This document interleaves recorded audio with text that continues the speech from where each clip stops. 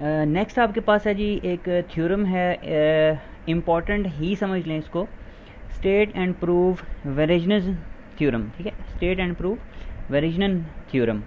ये वेरिजनन थ्योरम है, इसकी कभी कभी ये भी आ सकता है, इसी तरह ये क्वेश्चन आ सकता है कि स्टेट एंड प्रूव वेरिजनन थ्योरम ऐसे लिखा हुआ आ सकता है, या इसका ये जो स्टेटमेंट मैंने लिखी हुई है आपके सामने, ये सारी की सारी स्टेटमेंट आ सकती है और आपको कहा जाता है कि इसको प्रूफ करके दिखाएं। इसकी स्टेटमेंट देखिएगा, ये लिखा हुआ है, in case of coplanar concurrent forces the sum of moments of all the forces about any point is equal to the moment of resultant about that point. ठीक है, इसकी स्टेटमेंट आपको ज़ुबानी याद होनी चाहिए वेरिजनन थ्योरम की, फिर आपने इसको प्रूफ भी करना है। इसको एक दफ़ा फिर देख लें, इन case of coplanar concurrent forces. Coplanar forces कौन सी होती हैं? जो बहुत सारी फोर्सेस, अगर आपके पास एक सिस्टम ऑफ फोर्सेस है, वो सारी की सारी किसी एक प्लेन में पड़ी हुई हैं, तो वो कोप्लेनर फोर्सेस हो गई। कंकरेंट फोर्सेस कौन सी होती है? ऐसी फोर्सेस जो दो या दो से ज़्यादा फोर्सेस अगर वो एक ही पॉइंट से पास कर रही हों, तो वो कंकरेंट फोर्सेस होती हैं। ठीक है, in case of coplanar concurrent forces the sum of moments of all the forces. ठीक है, तमाम फोर्सेस के मोमेंट्स का सम जो है अबाउट एनी पॉइंट, ये जो एनी पॉइंट है ये हम कोई रेफरेंस पॉइंट ले लेंगे, कोई सा भी पॉइंट ले लेंगे प्लेन के अंदर जहाँ पे हम काम कर रहे हैं। वो कापी का पेज हो सकता है, बोर्ड हो सकता है, या कोई भी जहाँ भी आप कर सकते हैं, वो प्लेन होती है। ठीक है, about any point is equal to the moment of resultant about that point. तमाम फोर्सेस के मोमेंट्स का सम जो होगा वो वही होगा जो उनके रिजल्टेंट का मोमेंट होगा। ठीक है, तो ये है वेरिजनन थ्योरम की स्टेटमेंट। हम अब इसका प्रूफ करते हैं।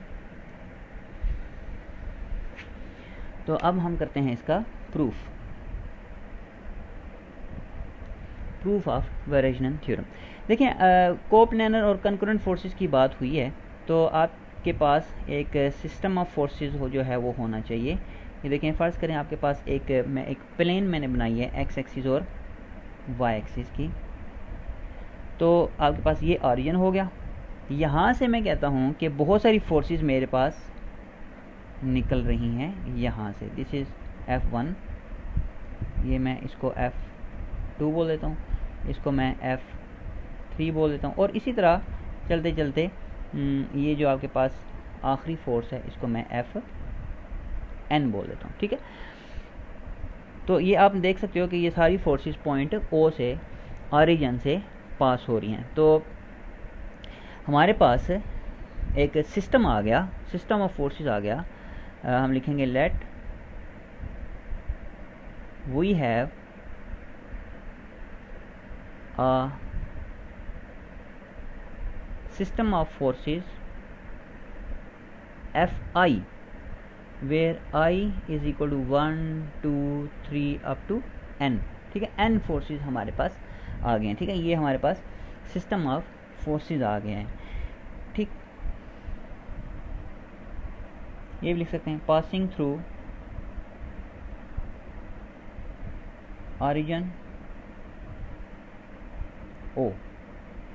ओ से ये पास कर रही हैं। ठीक है, अब आपने कंपोजिशन ऑफ फोर्सेस, क्योंकि आपने थोड़ा सा पहले पढ़ा हुआ है, तो आपको ये मालूम होना चाहिए कि जब बहुत सारी फोर्सेस एक ही पॉइंट से पास कर रही हों, तो बहुत सारी फोर्सेस एक पॉइंट से पास कर रही हों, तो उनका रिजल्टेंट भी इसी पॉइंट से निकलता है। ठीक है, ये हेड टू टेल रूल से भी हम कंफर्म कर सकते हैं, और आपको शायद मालूम भी हो कि अगर बहुत सारी फोर्सेस एक पॉइंट से पास कर रही हों, तो उनका रिजल्टेंट जो होगा, उनका रिजल्टेंट फ़र्ज़ करें R है, तो वो भी इसी पॉइंट से पास करेगा। ठीक है, तो फिर अगर रिजल्टेंट इस पॉइंट से पास करेगा तो इसका रिजल्टेंट क्या होगा? फिर हम लिखते हैं, ऐसे लिख लें, लेट R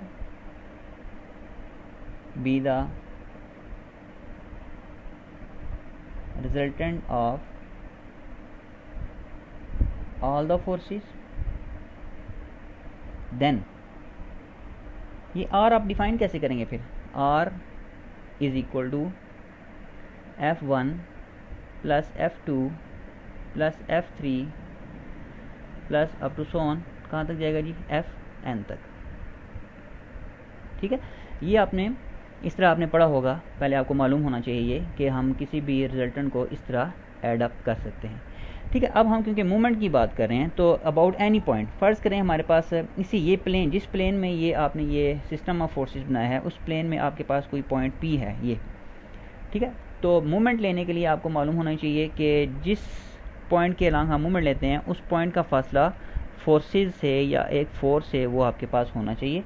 और यहाँ पे देखें हमने इसको आर बोल दिया। ठीक है, अब हम इसका तमाम फोर्सेस का मूवमेंट लेंगे about point P, where P is any point. ठीक है, तो एनी पॉइंट का फासला फोर्सेस से देख लें कि आर है, क्योंकि सारी की सारी फोर्सेस एक पॉइंट यानी कि ओ से पास कर रही हैं, तो इसका मतलब है ये आर जो है वो हर एक फोर्स का फासला है। ठीक है, तो मूवमेंट लेने के लिए हम इसको पहले डिफाइन कर देते हैं। हम लिखते हैं कि लेट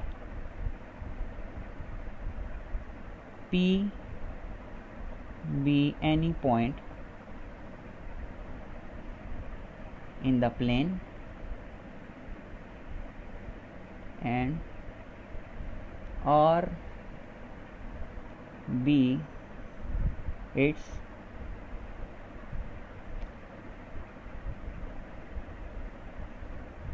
position vector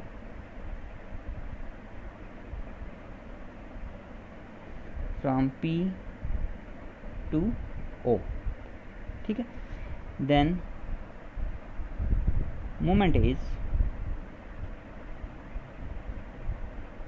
फिर हम मोमेंट कैसे निकालेंगे। अब देखें मोमेंट निकालने के लिए आपने क्या करना पड़ता है। मोमेंट अभी आपने पढ़ा था कि किसी फोर्स का मोमेंट निकालने के लिए डिस्टेंस को उस फोर्स से क्रॉस प्रोडक्ट कर देते हैं। तो हम ऐसे ही करेंगे इसको, यानी कि ये जो आपके पास 1 है, moment is R cross R is equal to, cross product करते हैं ना मोमेंट निकालने के लिए, तो R cross F1 plus F2 plus F3 plus up to Fn। तो ये देखिए मैंने मोमेंट निकालने के लिए रिजल्टेंट को भी मैंने लेफ़्ट साइड से R से मैंने क्रॉस प्रोडक्ट कर दिया, और इसी तरह तमाम फोर्सेस भी लेफ़्ट साइड से ऑपरेट हो जाएंगी R से। तो मतलब ये हुआ कि R cross R which is equal to, ये R जो है वो हर एक से मल्टीप्लाई हो जाएगा, R cross F1 plus R cross F2 plus R cross F3 plus up to R cross Fn। तो आप इस चीज़ को देखो, ये जो इक्वेशन 2 आ गई है, इसमें आप देखो कि लेफ़्ट साइड को अगर आप रीड करो कैसे करेंगे, this is the moment of resultant. ठीक है, this is the moment of resultant, और ये क्या है, the sum of moments of all the forces. ठीक है, which is equal to sum of moments of all the forces. ठीक है, तो ये क्या है, इधर क्या है, moment of resultant, moment of resultant. तो देखें यही आपने प्रूव करना था कि the sum of moments of all the forces is equal to the moment of resultant about any point. ठीक है, तो ये हमारा वेरेजनन थ्योरम था जी। हम इस तरह हम बहुत सारी फोर्सेस का अगर हम मूवमेंट लेना चाहें तो उसको हम सिर्फ एक जिस पॉइंट के अलॉन्ग अगर हम मूवमेंट लेना चाह रहे हैं तो उस पॉइंट से कोई भी आप आर कंसिडर कर लें, या कोई भी और नंबर, कोई भी और अल्फ़ाबेट जो आप डिस्टेंस के लिए ले सकते हैं। ज़रूरी नहीं है कि आप आर ही लें, कुछ भी ले सकते हैं। ठीक है, तो इस तरह हम उसको तमाम फोर्सेस का मूवमेंट जो है वो ले सकते हैं, और तमाम फोर्सेस का मूवमेंट जो है वेरेजन थ्योरम के थ्रू वो मूवमेंट ऑफ रिजल्टेंट के ही बराबर आ जाता है। तो हम इसको प्रूव कर चुके हैं, हेंस प्रूव्ड। ये था जी वेरेजन थ्योरम। Thank you.